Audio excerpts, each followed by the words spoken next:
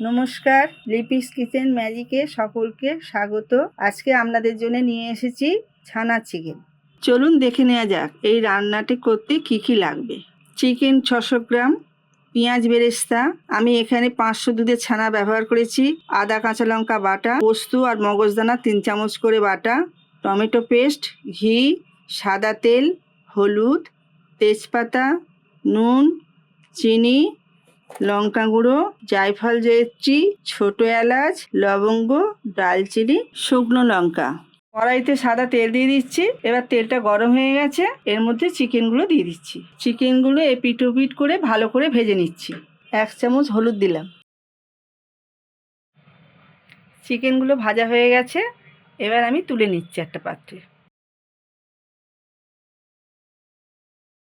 এবার ওই তেলে 4টে ছোট এলাচ, 2টো দালচিনি, 4টে লবঙ্গ, 2টো তেজপাতা, একটা শুকনো লঙ্কা, 1 টুকরো জায়ফল, 1 টুকরো জয়িত্রী ভালো করে ভেজে নিতে হবে।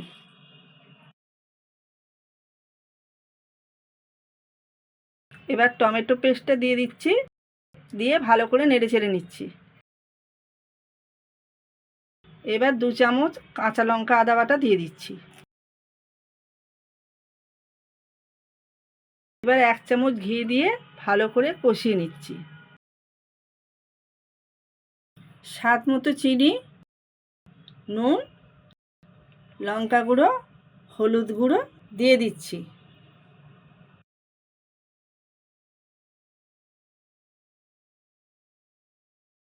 এবার ছানাটা দিয়ে দিচ্ছি, খুব ভালো করে কষিয়ে নিতে হবে। ভেজে রাখা চিকেনগুলো এর মধ্যে দিয়ে দিচ্ছি।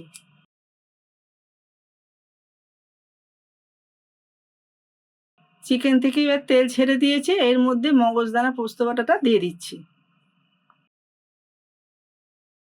একটু নেড়ে চেড়ে সামান্য জল দিয়ে চাপা দিয়ে দিলাম। 15 মিনিট সেদ্ধ হতে দিচ্ছি। চিকেন সেদ্ধ হয়ে গেছে, এবার পেঁয়াজ বেরেস্তাগুলো এর মধ্যে দিয়ে দিলাম।